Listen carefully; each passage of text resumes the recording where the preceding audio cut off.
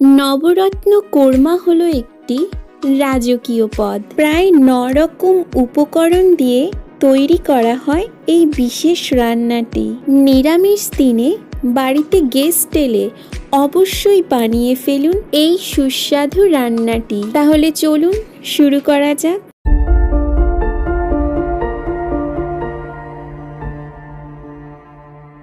নবরত্ন কোর্মা তৈরি করতে প্রথমেই আমি মিক্সিতে নিয়ে নিচ্ছি পেঁয়াজের বেরেস্তা, তার মধ্যে দিয়ে দিচ্ছি 10 থেকে 12টা মতন কাজু বাদাম। একটা স্মুথ পেস্ট তৈরি করে নেব, তার জন্য এখানে অ্যাড করছি 3 টেবিল চামচ মতো জল। পেস্ট রেডি হয়ে গেলে অন্যদিকে আরেকটি পাত্রে দিয়ে দিচ্ছি 4 টেবিল চামচ মতন ঘি।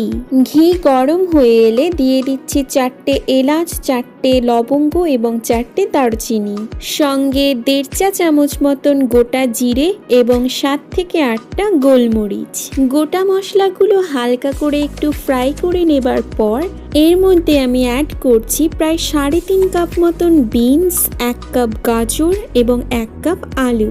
সবজিগুলো কিন্তু আপনারা আপনাদের পছন্দ মতন কেটে নিতে পারেন। প্রায় 2 মিনিট মতন হালকা ফ্রাই করে নেবার পর দিয়ে দিচ্ছি 1 কাপ ফুলকপি, 1 কাপ মটরশুঁটি এবং 1.5 চা চামচ হলুদ গুঁড়ো, 1 চা চামচ নুন। সমস্ত সবজিগুলো আবারও কিছুক্ষণ সময় নিয়ে ভালোভাবে ফ্রাই করে নেব। বাই দ্য ওয়ে, কলাপাতার রেসিপিগুলি আপনাদের কেমন লাগে তা কমেন্ট করে জানাতে ভুলবেন না কিন্তু। সবজিগুলো ফ্রাই করা হয়ে গেলে এর মধ্যে দিয়ে দিচ্ছি 1.5 চা চামচ মতন আদা রসুন পেস্ট এবং সামান্য কিছুটা কাঁচা লঙ্কা কুচি।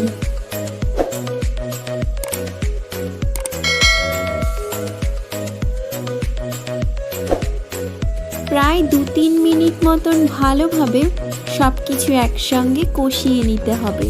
এরপর আমি এতে দিয়ে দিচ্ছি আগে থেকে তৈরি করে রাখা পেস্ট। বলে রাখছি, লিখিত রেসিপি ডেসক্রিপশন বক্সে দেওয়া রয়েছে। কারোর যদি পরিমাণ বুঝতে সমস্যা হয় তাহলে অবশ্যই ডেসক্রিপশন বক্স চেক করে নেবেন। সমস্ত মশলা ভালোভাবে কষে গেলে এরপর আমি এতে দিয়ে দিচ্ছি 3 টেবিল চামচ মতো টমেটো পিউরি, সঙ্গে দিয়ে দিচ্ছি 1.5 চা চামচ জিরে গুঁড়ো, 1.5 চা চামচ ধনে গুঁড়ো এবং 1 চা চামচ চিলি পাউডার।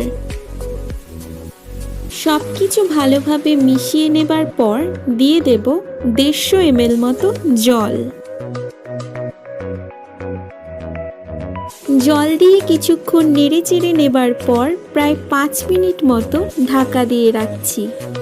5 মিনিট পর ঢাকা খুলে 3 টেবিল চামচ মতো ফ্রেশ ক্রিম দিয়ে দিচ্ছি এবং সঙ্গে দিয়ে দিচ্ছি 1.5 চা চামচ মতন গরম মশলা, 1 চা চামচ কসুরি মেথি পাউডার।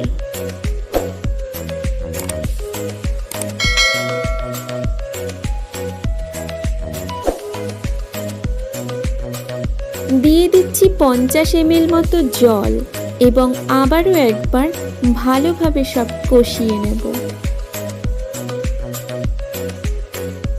দিয়ে দিচ্ছি 50 গ্রাম পনির, আপনারা চাইলে বেশিও ইউজ করতে পারেন।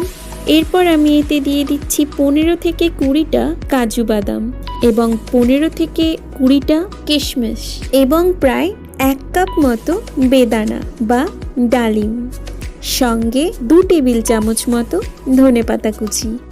আবারও একবার সবটা ভালোভাবে মিশিয়ে সামান্য কিছুটা নুন ছড়িয়ে দেব এবং প্রায় 2 মিনিট মতন কুক করলেই তৈরি আজকে নবরত্ন কোর্মা।